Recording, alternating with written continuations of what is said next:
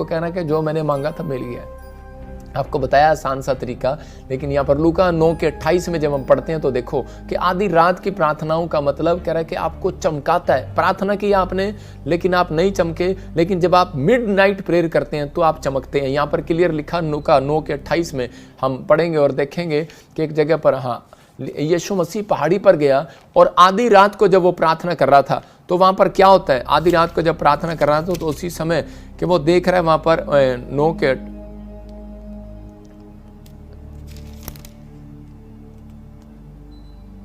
9:28 में मैं पढ़ रहा हूं। इन बातों में कोई 8 दिन बाद वह पतरस, यूहन्ना, याकूब के साथ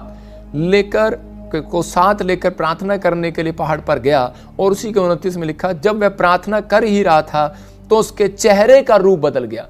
इसका मतलब कह रहा जब वो प्रार्थना कर ही रहा था तो उसके चेहरे का रूप बदल गया और उसके कपड़े भी चमकने लगे।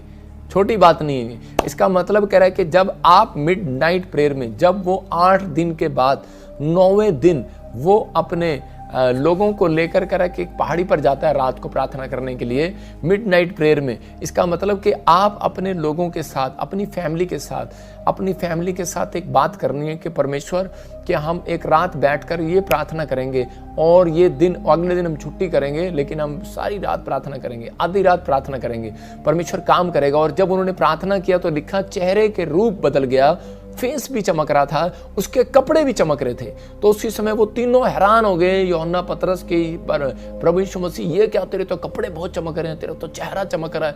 तो उसी समय क्यों? क्योंकि परमेश्वर ऐसे लोगों को आज रात चमकाना चाहता है। अगर आज आप तक नहीं चमके तो आप चमकेंगे। मैं बताता हूँ कि एक बार मैं बहुत बड़ी प्रॉब्लम में फंस गया। तो उसी समय जब मैं प्रभु में आया तो उसी समय मैं अपने डैडी से, अपनी मम्मी से भी ढंग से बात नहीं करता था, लेकिन मैंने अपनी दादी की भी, डैडी की भी, मम्मी की भी, सबकी हेल्प लिया। और मैंने कहा चाहे मुझे मेरे ऊपर विश्वास करते हो या नहीं करते हो, मेरे प्रभु से प्यार करते हो नहीं करते हो, लेकिन प्लीज़ हम सब बैठेंगे और कमरा बंद करेंगे और आज हम आधी रात प्रेयर करेंगे। हमने 2 घंटे, 3 घंटे, 4 घंटे हमने बिताए प्रेयर में।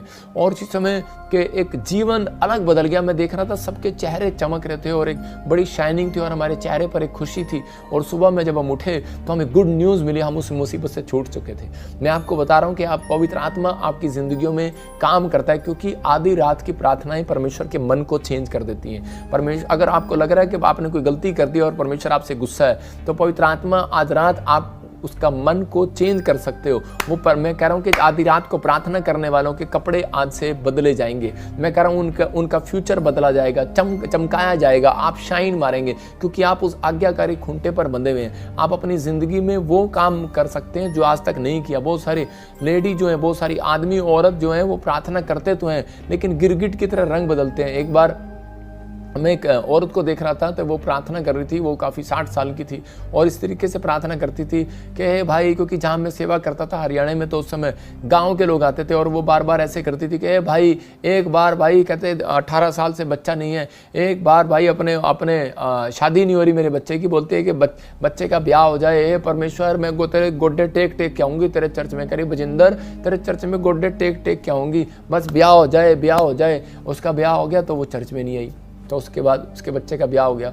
थोड़े दिन के बाद जब उसको 2 सालों के बच्चा नहीं हुआ तो उसके बाद फिर आई, वो फिर बहाने करने लगी। फिर कह रही कि बजिंदर, तेरे चर्च में लेट के आऊँगी, कैसे लेट के आऊँगी, लेट के, बस बच्चा हो जाए। तो जी उसके 1 साल बाद उसको बच्चा भी हो गया। जब बच्चा हो गया तो उसके बाद फिर वो चर्च आना बंद कर गई।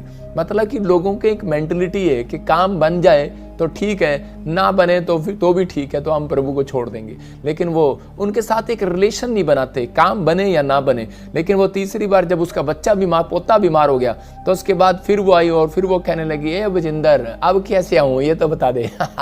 क्योंकि वो खुद पकड़ी गई थी, उसको मालूम नहीं हो रहा था कि मैं पहले तो मैं ऐसे घुटने टेक कराऊंगी, फिर मैं लेट कराऊंगी, अब मैं कैसे जाऊँ। बजिंदर तो ही बता दे, क्योंकि मैं शर्मिंदा हूँ, क्योंकि मेरे साथ ऐसा हो रहा है। मैंने कहा डोंट वेरी, मैं फिर भी तेरे लिए प्रेयर करता हूँ, मेरा परमेश्वर दयालु है। और उसके लिए प्रार्थना किया और उसी समय वो चेंज होगी।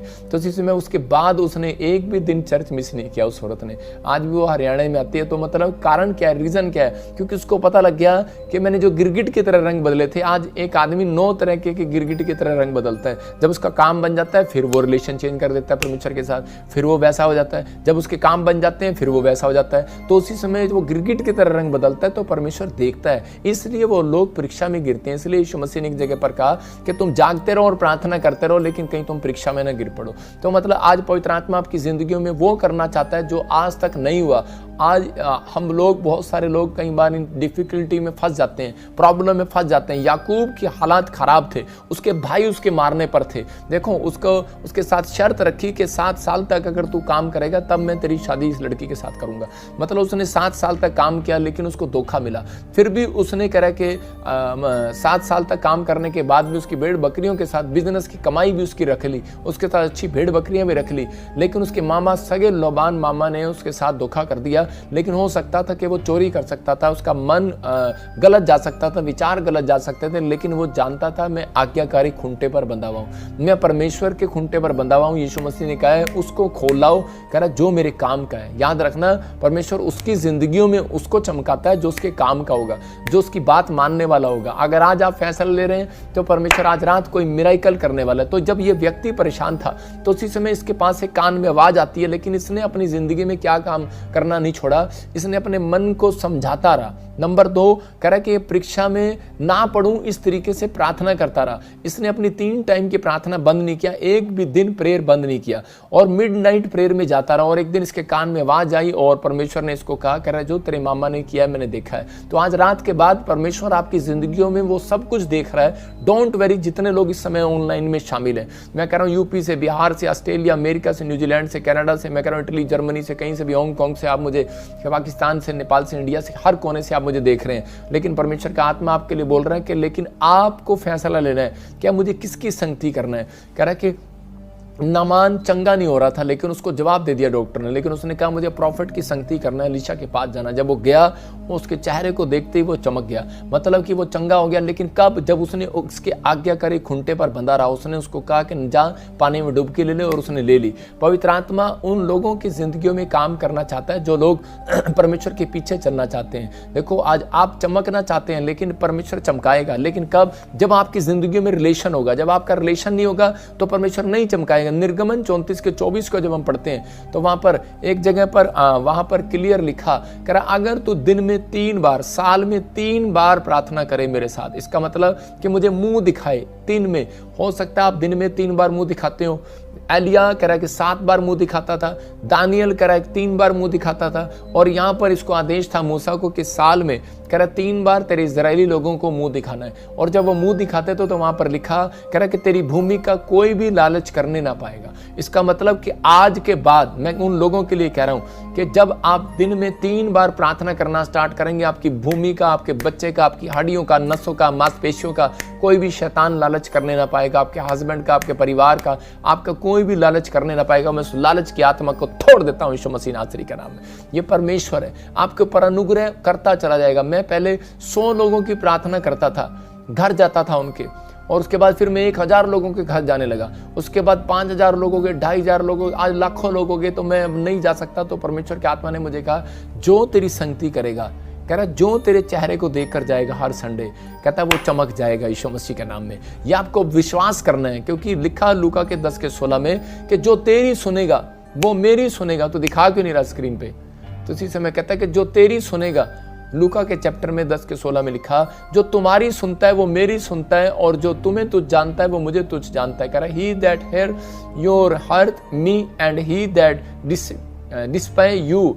कह रहा है कि आपको समझना, कह रहा है जो तुम्हारी सुनता है वो मेरी सुनता है, जो तुम्हें तुझ जानता है वो मुझे तुझ जानता है, और जो मुझे तुझ जानता है वो मेरे भेजने वाले को भी तुझ जानता है। इसका मतलब कि परमेश्वर जब तक आदर नहीं करेगा आपका, जब तक आप परमेश्वर के भेजे हुए का आदर नहीं करेंगे।